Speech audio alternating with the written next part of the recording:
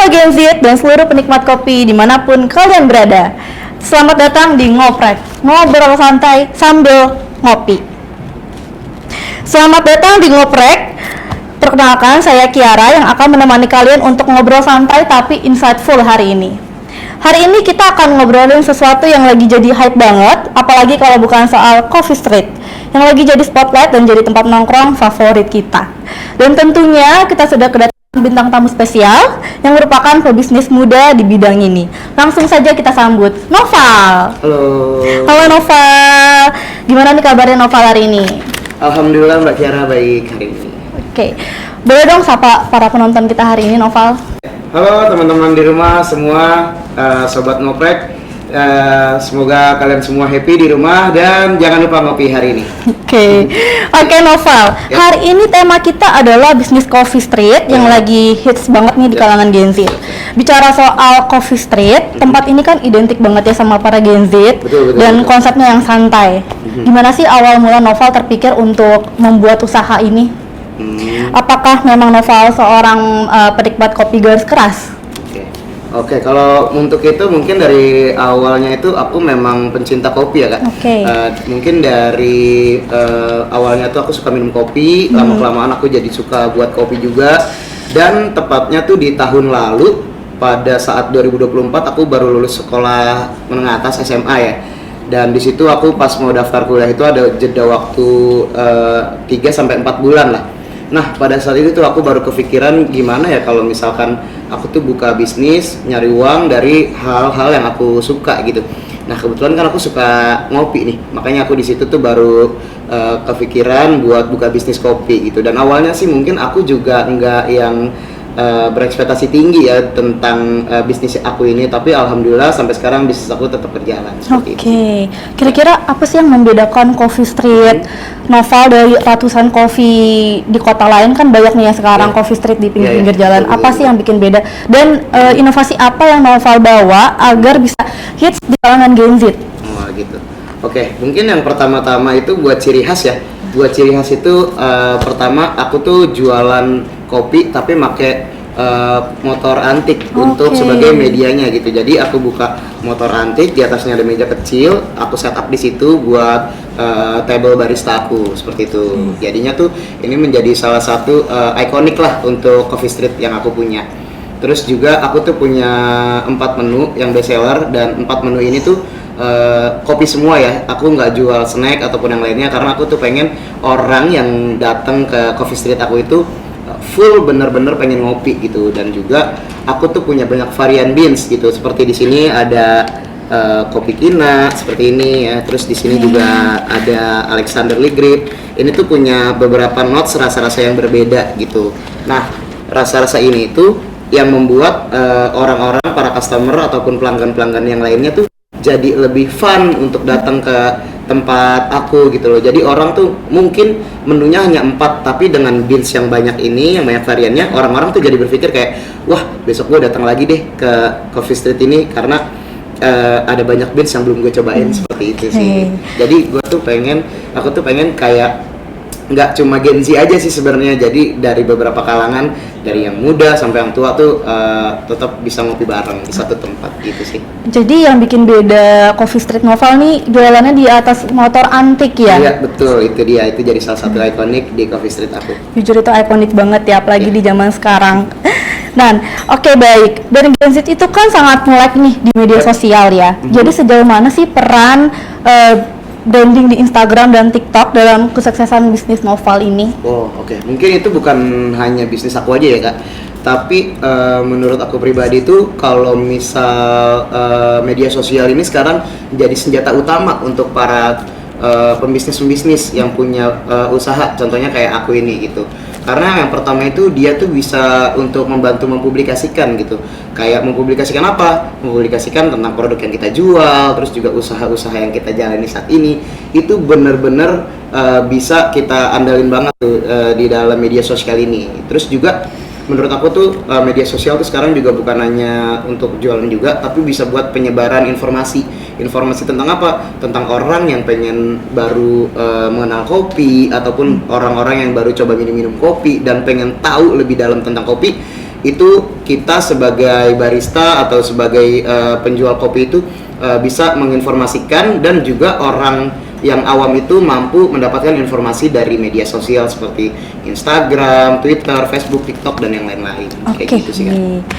Sekarang kita mau ngomongin tantangan. Setiap usaha kan pasti ada tantangannya ya, Wah, Noval ya. Betul. Jadi tantangan terbesar apa yang Noval pernah hadapi dalam menjalankan bisnis ini? Terutama kan terkait lokasi dan perizinan street food. Iya, betul juga. Karena kebetulan aku memakai sedikit bagian trotoar dari depan rumah aku ya, dan kebetulan tuh kalau untuk izin aku nggak terlalu ribet sih Kak. Karena kenapa? Karena kebetulan itu aku berjualan itu di depan halaman rumah aku memang. Jadi di depan halaman rumah, tapi namun memakai sedikit jalan trotoar untuk parkir seperti itu. Tapi untuk perizinan alhamdulillah itu aku lumayan mudah ya. Karena aku cuma izin ke RT dan RW setempat aja sih, seperti itu. Jadi Noval memulai usaha ini langsung di depan rumah ya? Iya betul, langsung di depan rumah. Biar apa? Aku pikir kayak awalnya kan memang coba-coba aja kan gitu, tapi ternyata alhamdulillah lancar. Dan kalau buat tantangan yang bener-bener menurut aku menantang itu sih lebih ke belakangan ini, lebih ke cuaca ya. Karena kenapa? Karena cuaca belakangan ini susah untuk ditebak gitu. Kadang paginya terik, sorenya hujan, ataupun sorenya terik, malamnya hujan. Sedangkan jam buka aku tuh dari sore ke malam seperti itu. Jadi aku pikir kayak ini tuh salah satu tantangan terbesar aku, karena kalau misalkan hujan itu bakalan ngaruh banget tuh ke customer ataupun ke penjualan, karena udah pasti bakal menurun drastis. Karena aku tuh juga nggak ada yang namanya indoor gitu, jadi aku cuma di outdoor aja, bahkan ada yang cuma pakai tenda gitu aja sih. Oke. Sekarang feedback yang paling unik atau berharga yang pernah Noval dapatkan dari galangan para Gen Z. Wah, pertanyaan ini aku suka nih. Nah, kalau misalkan feedback terbaik menurut aku itu, aku pernah diapresiasi sama customer aku tentang racikan kopi aku yang enak dan cocok banget buat dia, baik dari sweetness-nya, asemnya, adiksinya, terus juga ditambah lagi kayak teksturnya, kopinya itu dia udah cocok banget, dan aku bakal seneng banget kalau misalkan dia tuh bener-bener nyanjung aku dengan hal itu gitu. Dan mungkin bukan cuma aku aja ya, bagi sebagian besar barista, contohnya kayak beberapa banyak barista pasti kalau misalkan dibilang kopinya enak, pasti aku yakin baristanya bakal seneng banget sih gitu. Oke, berarti ini Kopi Noval nih udah diakui oleh para barista lain-lainnya ya? Ya, alhamdulillah dari teman-teman barista aku juga pada banyak yang apresiasi juga. Terus selanjutnya buat dari aku pribadi itu, aku pernah juga ditantang sama salah satu customer aku untuk membuat kopi seperti itu. Kopi apa? Yaitu dengan kopi terus dicampur sirup buah, ditambah lagi dengan soda gitu. Dan ini yang dinamakan namanya salah satu kopi Komostrau seperti itu. Dan insya Allah ini bakal tayang atau bakal hadir di Coffee Street aku ya, yang akan datang bakal jadi menu kelima buat aku. Aduh, jadi penasaran banget nih sama menu baru Noval hari ini. Ya, Oke, kita sudah dengar cerita seru Noval. Sekarang kita mau ambil ilmunya nih Noval. Wah, boleh. Banyak Gen Z yang pengen jadi entrepreneur tapi masih takut. Apa sih kunci agar bisnis kecil seperti Coffee Street ini bisa cepat berkembang dan tidak hanya menjadi tren sesaat?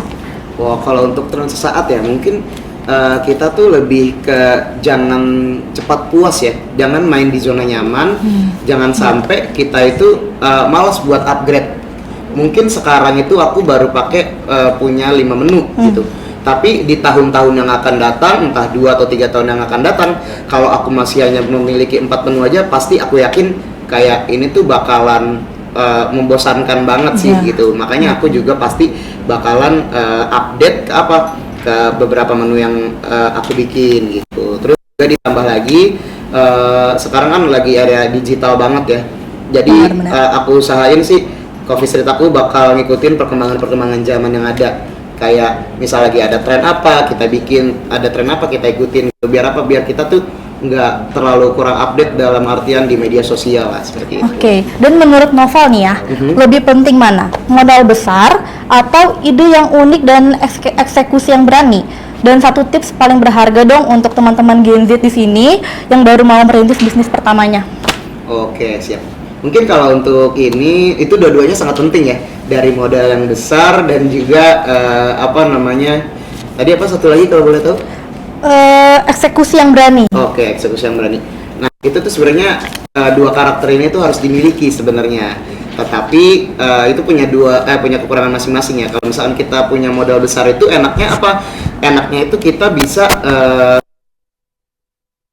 pun tanpa kita terlalu memikirkan apa yang kita dapatkan di akhirnya gitu loh. Jadi kita biaya yang besar gitu. Tetapi kalau kita punya apa namanya keseriusan dalam usaha itu juga sebenarnya itu bagus juga, karena menurut aku tuh mulai dari nol itu benar-benar bakalan bikin tantangannya tuh tetap lebih seru, tetap lebih semangat, dan kita juga pasti bakal lebih dalam lagi sih buat apa namanya ya mendalami dari hal tersebut. Karena apa? Karena kita kan pasti nggak pengen tuh bahwa kegagalan-kegagalan akan datang. Jadi kita tuh harus di pressure, dipikir agar tidak gagal seperti itulah. Oke, Noval, sebagai pebisnis coffee street yang lagi hits dan gesit, kita punya tantangan kecil nih untuk menutup sesi ini. Namanya meracik ala Gen Z. Noval harus sebutkan 3 tools alat yang paling esensial untuk coffee street dan 3 skill non teknis terbaik yang wajib dimiliki barista Gen Z. Oke, buat gitu ya. Di sini boleh coba tolong disorot ya, ada kamera. Oke.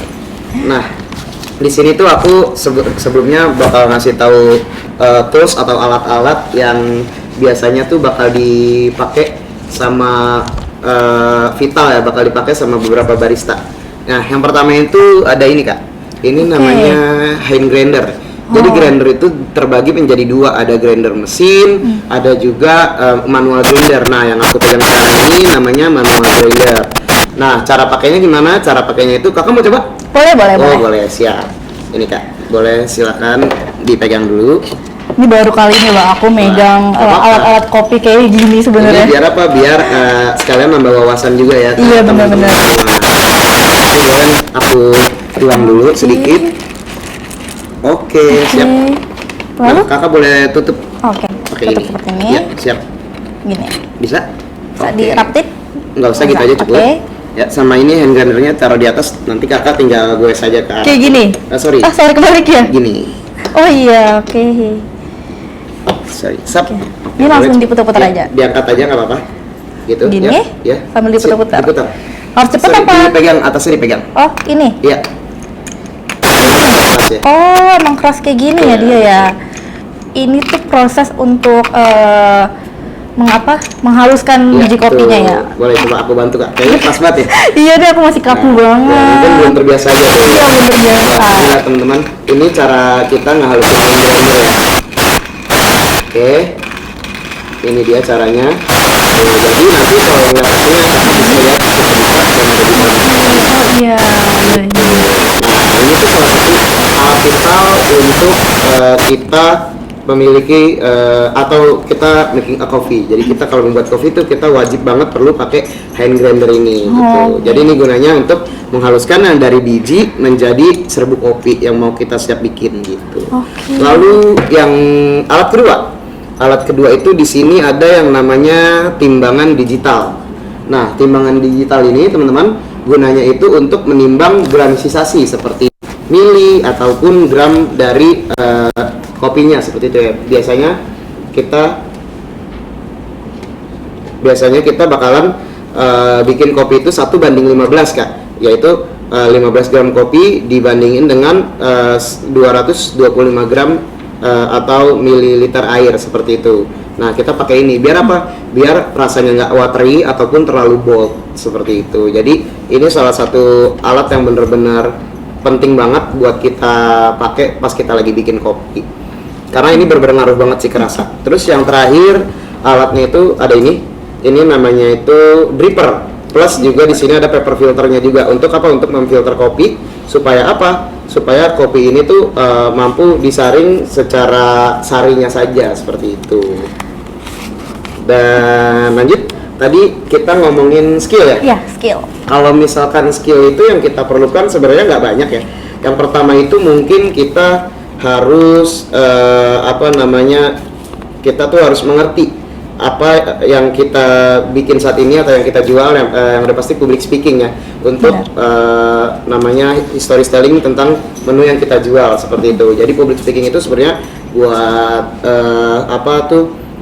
barista juga sangat penting juga seperti itu. Terus yang kedua itu kita juga bisa pakai ketepatan apa? Ketepatan waktu, ketepatan grammisasi, ketepatan dalam pouring kayak gitu-gitu. Itu benar-benar penting banget sih Kak di pembuatan kopi ini. Oke, terima kasih banyak Noval sudah berbagi pengalaman, semangat dan sama-sama. insight bisnisnya. Semoga Coffee Street Noval semakin sukses, cabangnya makin banyak dan kopinya makin dicintai para Gen Z ya. Oke, terima kasih juga untuk teman-teman Gen Z yang sudah menyaksikan ngoprek hari ini. Nah, ingat, Eats itu bukan cuma soal tempat nongkrong, tapi juga soal semangat untuk berani memulai. Jangan pernah takut mencoba, apalagi kalau itu passion kalian. Sampai jumpa di episode kita selanjutnya. Ngoprek, ngobrol sambil ngopi sambil ngobrol kece. Dan jangan lupa share pengalaman kalian para pebisnis Coffee Street di kolom komentar.